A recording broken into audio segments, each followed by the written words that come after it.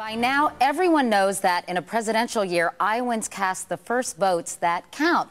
But few outside the state have a handle on how this quirky and complicated system works, except our senior political correspondent, Jeff Greenfield, who knows it well and will explain it to us all. All right, well, Katie, this campaign night tomorrow will be the first test of the presidential campaign.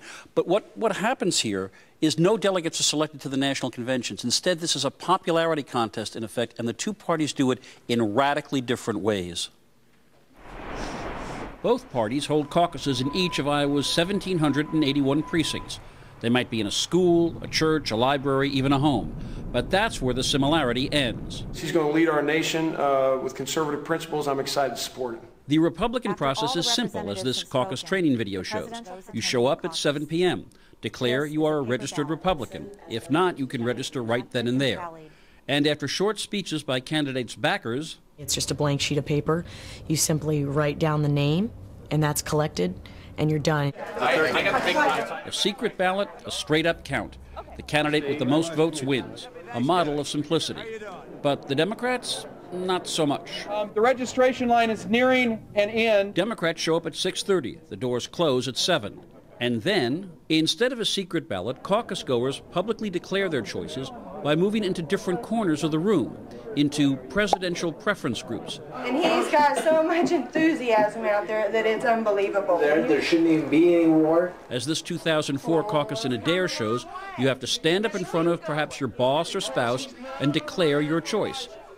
Doesn't that raise the possibility of intimidation? It is neighbors talking to neighbors about who they are selecting for their nominee. It is free and it is open, and you are there of your own volition. A head count is taken, and critically, a candidate must achieve a certain level of support, usually 15%, to achieve viability. So if there are 50 people in the room, you must have at least 8 in your corner to be viable. You might think of this as a first step in an elimination round. If your candidate is declared not viable, you can either go home or realign, joining up with a candidate who has survived by moving into another corner of the room. You know what? What happens then is something between earnest debate and old-fashioned horse trading, as in 2004 when backers of John Kerry and John Edwards argued and pleaded with backers of Howard Dean to join up with them.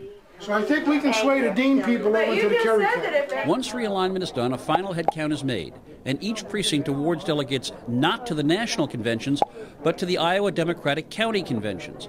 Drake University professor Dennis Goldford does his best to explain. It's the number of the people in the preference group times the number of delegates that precinct sends to the county convention, divided by the total number of caucus participants in that precinct. Right.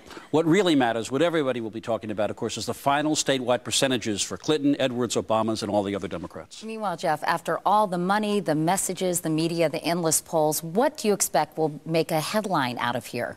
The unexpected. A measurable winner-loss for one of the Democrats, a surge by somebody like John McCain or Fred Thompson, and also the winnowing out. We may see as many as 4 candidates drop out of this race after Iowa. All right. We'll talk about it more tomorrow night. Jeff Greenfield, thanks so much.